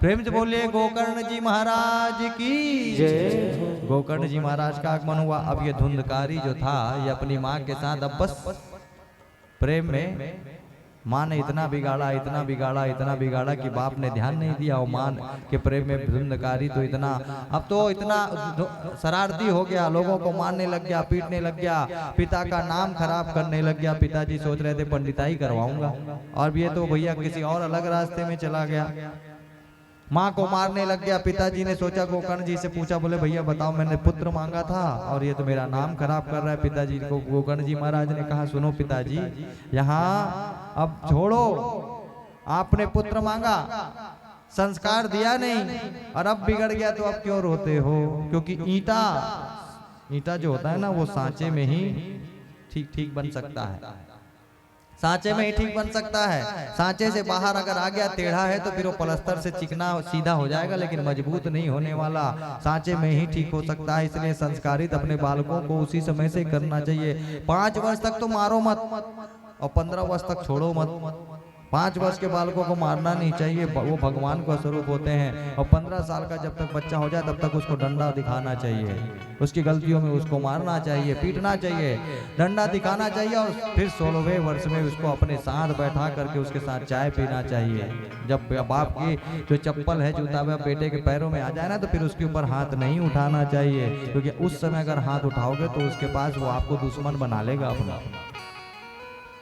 5 से 15 तक तो मारा नहीं, 16वें में मारोगे तो आप दुश्मन बन जाओगे डायरेक्ट। ये सिद्धांत कहता है कि इस प्रकार अपने संतान को पालो, और माया में, प्रेम में अगर आज नहीं छोड़ोगे तो यही बालक आपको दुख देगा। तो फिर रोने के लिए भगवान को दोष मत देना। पिताजी को कहा, पिताजी अब बन जाओ, जब संभालना था तो संभाले नहीं, अपने अंडर में लेना था। मैया के हाथ में धुंधली ने अब उसको इतना बिगाड़ दिया। और सुंदर गोकर्ण गीता सुनाई, देहस्थिमान सिरुधिरे भीमतिम तजत्वम जाया सदा दिशु सदा ममतां विमुञ्च पश्यामि सं जगदिदं छलबहुलेशं वैराग्य राग रसिको भोग भक्ति निष्ठः। पिताजी बन जाओ, कहाँ किसके चक्कर में पड़े हुए हो? पुत्र के चक्कर में। आप तो इतने बड़े भजनानंदी हो। देहस्थिमान, देह शरीर में, ये जो शरीर क्या है? देह अस्थिमान शिरुधिरे भीमतिम त्यजत्वम। ये शरीर क्या है? अस्थि, मांस और रुधिर का बना पिंड है, और कुछ भी नहीं। इस शरीर को, जिसको हम लोग इतना सुंदर सजा के रखते हैं ना, इस शरीर में अगर इतना बड़ा यहाँ से यहाँ छिल जाए, अगर ये चमड़ी निकाल दें, और चमड़ी अगर पूरी शरीर की निकल जाए तो हाथ में डंडा लेके घूमना पड़ेगा, कुत्ते खा जाएंगे इस शरीर को, दौड़ेंगे इस शरीर के पीछे खाने के लिए। कब? ये अगर चमड़ी निकल जाए, ये शरीर जो है बढ़िया, यहाँ पे कभी छिला जाए ना, कभी कोई घाव हो जाए, तो कभी उस जगह को सूंघ के देखिएगा कितना खुशबू आता है वहां से, वो खराब हो गया होता है, वो बदबू आता है। ऐसा शरीर है पिताजी। देहस्थिमान शिरुधिरे भीमतिम तजत्वम। आप इस शरीर के पीछे इसके कहाँ लगे हुए हो? कस्य माता पिता कस्य भार्यासी हो सहोदरा। पत्नी भी आपकी नहीं, बेटा भी आपका नहीं। बेटा तो आप और कुछ सोचे थे, लेकिन बेटा तो कुछ और कर रहा। तो फिर अब आप किस लिए रो रहे हो? पिताजी ने अपना आत्मसात जंगल में चले गए। बोले बेटे की बात मानना में बहुत अच्छी बात है। गोकर्ण जी महाराज उनके कहने पे चले गए। धुंधकारी अब माँ के साथ रह करके इतना पापी हुआ कि 5 वेश्याओं को लेकर के आके अपने घर में रख लिया। माता देखी तो कुआं में कूद के मर गई। अब क्या करूंगी, अब तो कुछ नहीं समझने वाला, संभलने वाला। और धुंधकारी को देख, उसके पाप को देख करके कुआं में कूद करके आत्महत्या कर ली। 5 वेश्याओं को पालने के लिए धुंधकारी चोरी करने लगा, डाका डालने लगा। वेश्याओं ने सोचा राजा क्या चोरी करता है, जिस दिन पकड़ाएगा हमारा भी नाम आएगा, तो इसको मार डालते हैं। भागवत जी में लिखा है कि गरम गरम जलता हुआ अंगार उसके मुंह में डाल करके मार डाला उसको। किसके लिए? जिनके लिए ये पाप किया उन लोगों ने इसको समाप्त कर दिया। धुंधकारी भूत बन गया, प्रेत बन गया, प्रेत योनि में भटकने लग गया। गोकर्ण जी महाराज ने, गोकर्ण जी जो इतने पंडित थे, इतने बड़े महान विद्वान थे, उन्होंने श्राद्ध किया। कितने श्राद्ध किए और उसके बावजूद ये भूत बना भटक रहा था। और जब आए गोकर्ण जी महाराज कभी घूमते घूमते, तो ये भूत बना गोकर्ण जी महाराज के सामने सम्मुख का प्रकट हो गया। अब आप विचार करो, हम लोग श्राद्ध करते हैं, ये श्राद्ध करने वाले कौन थे मालूम है? गोकर्ण जी महाराज। कितने श्राद्ध किए? जब धुंधकारी मिला तो जब भूत का रूप बनाया हुआ था, तो गोकर्ण जी महाराज ने कहा कि तुम कौन हो? तो बोले अहम भ्राता त्वदीयोऽस्मि, भैया मैं आपका भाई हूँ। बोले धुंधकारी, अरे मैंने तो तुम्हारे लिए कितने गया श्राद्ध किए, कितने सारे श्राद्ध भी कर दिए, तुम्हारी मुक्ति नहीं हुई। तो गया धुंधकारी कहने लग गया, गया श्राद्ध सतैनापि मुक्तिर्मे न भविष्यति। भैया मेरे लिए 100 गया श्राद्ध भी कर लोगे तो शायद मेरी मुक्ति नहीं होगी। अब आप विचार करो, तो धुंधकारी कौन है? धुंधकारी और कोई नहीं, धुंधकारी हम सब धुंधकारी ही हैं।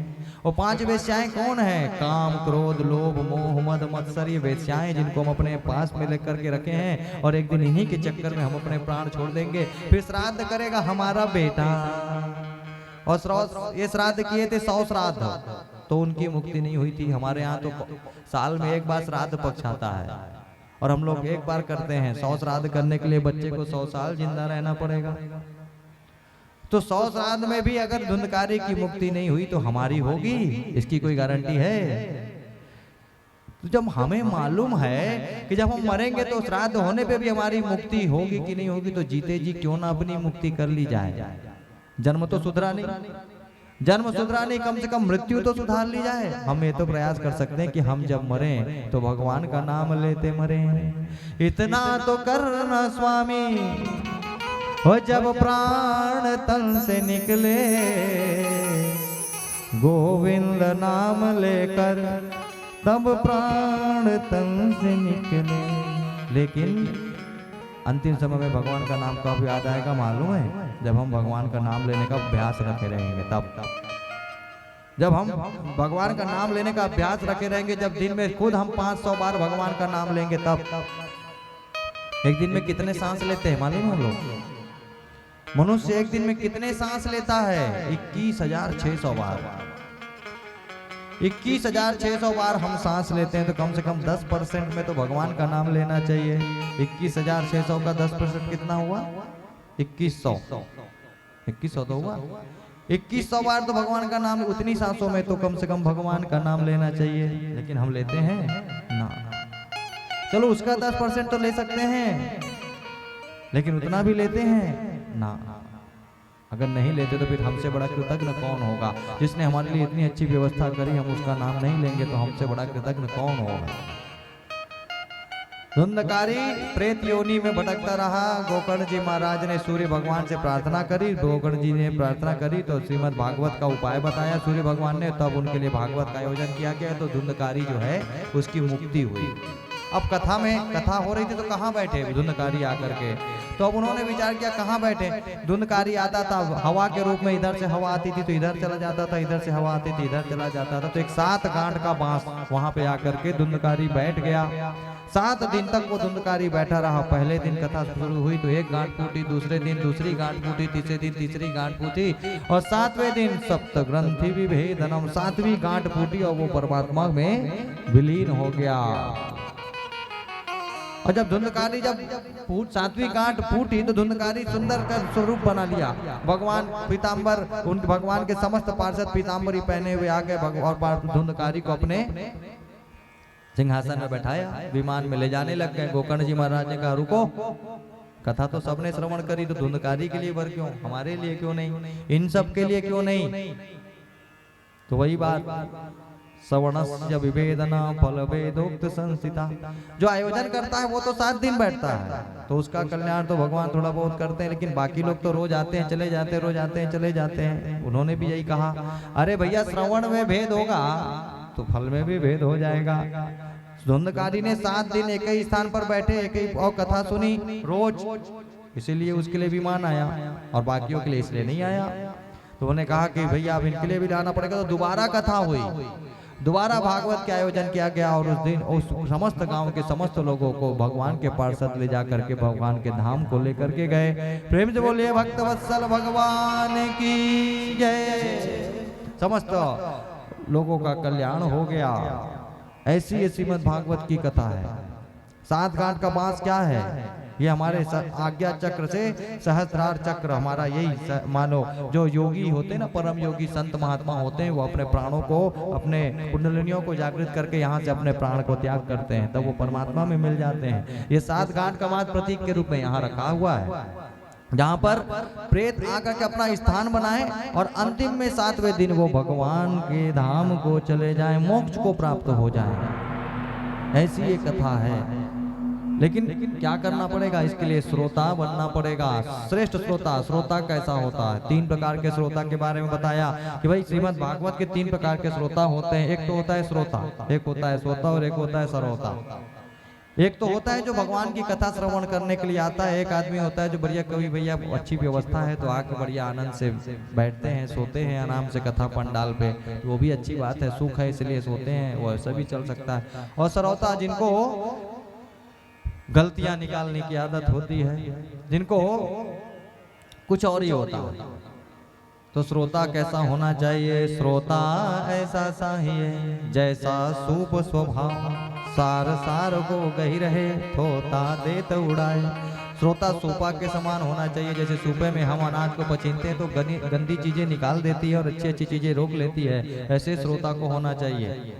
वक्ता कैसा होना चाहिए? तो वक्ता कैसा होना चाहिए? विरक्तो वैष्णव विप्रो, वक्ता विरक्त होना चाहिए और वैष्णव होना चाहिए, भगवान का अनन्य भक्त होना चाहिए। श्रोता ऐसा होना चाहिए, वक्ता ऐसा होना चाहिए। नियम बताए कैसे भागवत की कथा को कैसे सुनना है, तो मुख्य यजमान सुने। राजू भैया, भागवत का नियम क्या कहता है जानते हैं? भागवत के नियम में यह कहता है कि सिर्फ कथा सुने, और उसके कहले हर चीज में नियम बताया कि घृत पी करके, घी पीना है, घी घृत पान करना है 7 दिन तक।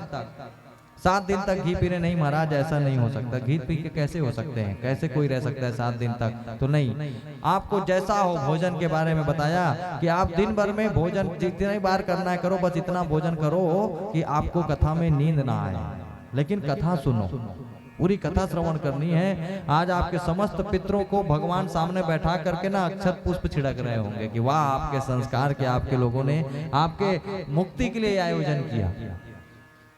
लेकिन कब प्रसन्न होंगे? जब आप इस कथा को श्रवण करेंगे, तब सारी व्यवस्था अपने अंडर में, सारी व्यवस्था हो जाएगी। लेकिन आपको सिर्फ कथा श्रवण करनी है। भोजन के लिए कोई नियम नहीं, व्रत रहने की कोई जरूरत नहीं है। सात्विक भोजन कीजिए, सिर्फ आपके लिए नहीं, सबके लिए कह रहा हूँ। भगवान सात्विक भोजन कीजिए, क्योंकि सात्विक भोजन जब आप करते हैं तो आपके मन में विकार नहीं आता, और जब आप तामसिक भोजन करते हैं तो विकार आता है, और विकार आते हैं तो पाप आते हैं। इसीलिए कहते हैं कि जैसा खाओगे अन्न वैसा होगा मन। अगर आप सात्विक भोजन करोगे तो आपको विकार सताएंगे नहीं। ऐसा कथा का नियम बताया। और आए हुए समस्त अतिथियों का स्वागत करना है। आवन को हर से नहीं, नैनन नहीं स्नेह, और तुलसी तहाँ ना जाइए, चाहे कंचन बरसे मेघ। बोलो गोविंद भगवान की जय। ऐसे सुंदर कथा भागवत के आपने महात्म की कथा श्रवण करे। अब आप विचार कर लीजिए, ये भागवत का जो महात्म है ये पद्म पुराण का है। कौन से पुराण का? पद्म पुराण। कितने पुराण हैं? 18 पुराण, 6 शास्त्र, 4 वेद। 4 वेद के नाम आप लोग को मालूम है? कौन कौन से? ऋग्वेद, यजुर्वेद, सामवेद, अथर्ववेद। 18 पुराणों के भी नाम मालूम होंगे? नहीं मालूम है? होने चाहिए। अगर हम संस्कारित हमारे हम सनातन धर्म के, तो हमको अपना शिखा सूत्र मालूम होना चाहिए। 18 पुराण एक सूत्र में, मद्वयम भद्वयम चैव व्रत्रयम व चतुस्तकम अनापलिंग कुस्कानि पुराणानि प्रचक्षते। हमारे हिंदू धर्म में अगर आपको मैं एक ये सूत्र बता रहा हूँ, अगर कभी आपसे कोई पूछे आपको याद है तो बिल्कुल खड़े होकर कहिए हाँ हमें याद है। इसके लिए आपको 18 पुराणों के नाम पढ़ने पड़ेंगे। एक बार पढ़ लीजिएगा, उसके बाद ये सूत्र याद कर लीजिएगा। जब आप पढ़ के सूत्र याद करेंगे तो आपकी बुद्धि में अपने आप आ जाएगा। मद्वयम भद्वयम चैवा, म अक्षर से 2 पुराण हैं आपके। कौन कौन से? मार्कंडेय पुराण और मत्स्य पुराण। भद्वयम भ से भागवत पुराण और भविष्य पुराण। ब्रत्रयम ब्र अक्षर से 3 पुराण हैं, ब्रह्म पुराण, ब्रह्मांड पुराण और ब्रह्म वैवर्त पुराण। 7 हो गए। व चतुस्तकम व अक्षर से 4 पुराण हैं, वायु पुराण, विष्णु पुराण, वाराह पुराण और वामन पुराण। टोटल हो गए 11। ये 11 एक लाइन में, और दूसरी लाइन में अनाप लिंग कुस्कानी, अ से अग्नि, ना से नारद, प से पद्म। अनाप लिंग पुराण, गरुड़ पुराण, कुर्म पुराण और स्कंद पुराण। 11 और 7 18। ये 18 पुराणों में सबसे श्रेष्ठ कहा गया किसे? श्रीमद् भागवत पुराण को। इस 18 पुराणों में सबसे बड़ा पुराण इस श्लोक संख्या के अनुसार है स्कंद पुराण। 81,000 श्लोक हैं। जिस स्कंद पुराण के अंदर से आप जो हरितालिका व्रत करती हैं, हलषष्ठी व्रत करती हैं माताएं, जितने भी छोटे छोटे व्रत कथाएं हैं वो सब स्कंद पुराण से लिए हुए हैं।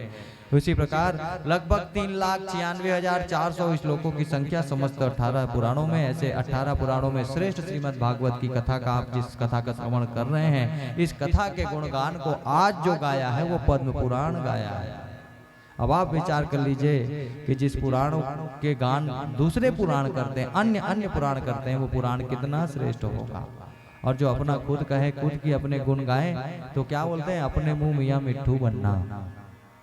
तो ये भागवत अपने मुंह मियाँ मिट्टू नहीं बन रही है, इसका गुणगान अन्य पुराण कर रहे हैं। जिस कथा को आप श्रवण कर रहे हैं, भगवान श्री कृष्ण इसके प्रधान देवता हैं, इसके नायक हैं। बहुत सुंदर सुंदर सी कथाएं हैं। कथा के बारे में मैंने आपको बता दिया आज की कैसी कथा है। थोड़ा बहुत कल भी बताऊंगा, समयाभाव है, आज विलंब भी हो गया है। कल की जो कथा है 4 बजे से प्रतिदिन कथा का समय रखेंगे। 4 बजे से रखें राजू भैया, 4 बजे से प्रतिदिन एक निवेदन करूं, 4 बजे से लेकर के प्रतिदिन 7 साढ़े 7 बजे तक कथा का समय रखा गया है। 7 दिन का समय है माताओं।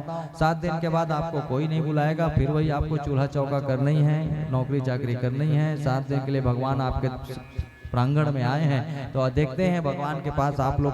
मैं नहीं देखूंगा, मुझे नहीं देखना, भगवान देखेंगे और आप देखेंगे कि आप उनके बुलाने पर आप कितने चले आए, कितनी जल्दी आए, और आपके बुलाने पर वो भगवान आएगा कि नहीं।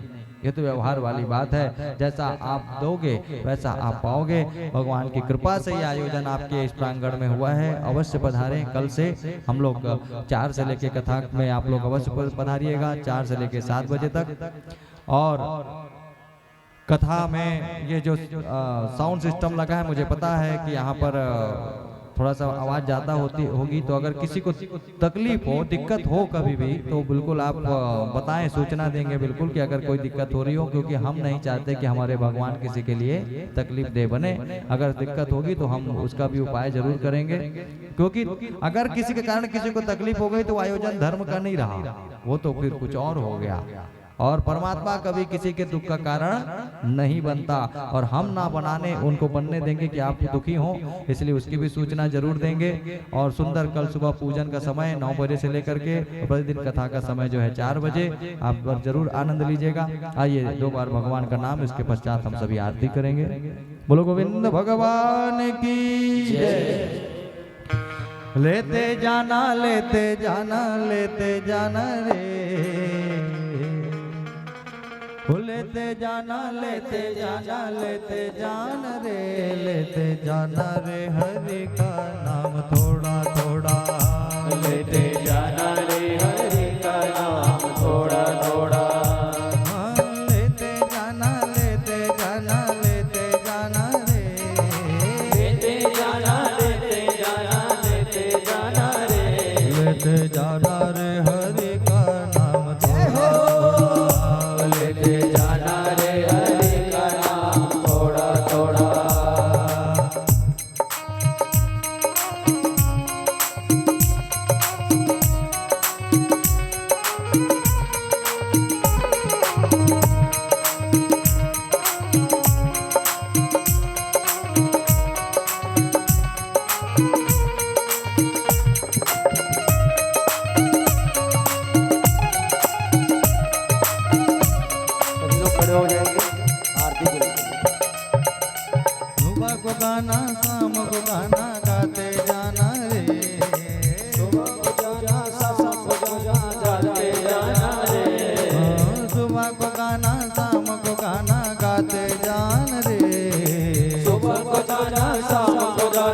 जाते जाना रे, गाते जाना रे हरि का नाम थोड़ा थोड़ा, गाते जाना रे हरि का नाम थोड़ा थोड़ा, गाते जाना रे हरि का नाम थोड़ा थोड़ा, गाते जाना रे हरि का नाम थोड़ा थोड़ा, गाते जाना रे हरि का नाम थोड़ा थोड़ा, गाते जाना रे हरि का नाम थोड़ा थोड़ा, गाते जाना रे हरि का नाम थोड़ा थोड़ा।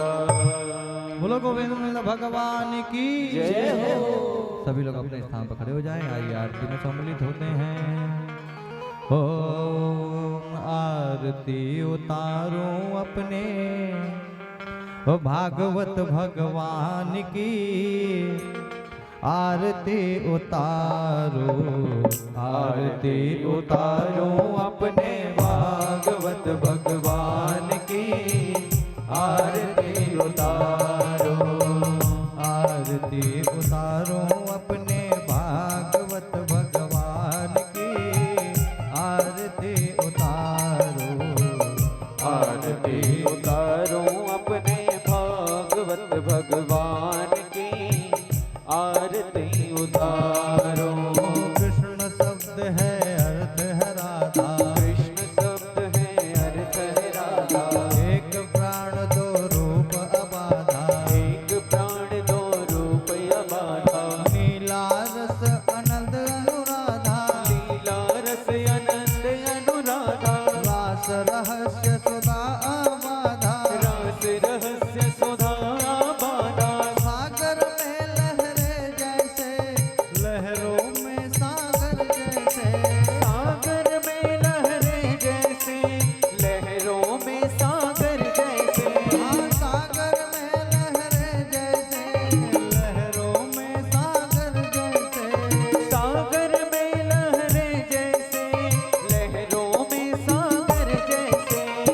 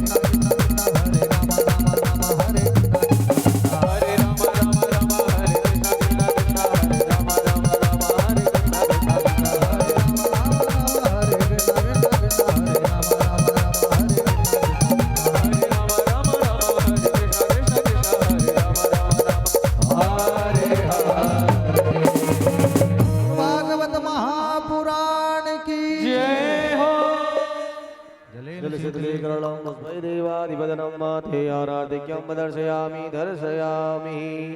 सर्वे भवन्तु सुखिनः सर्वे सन्तु निरामया सर्वे भद्राणि पश्यन्तु मा कश्चित्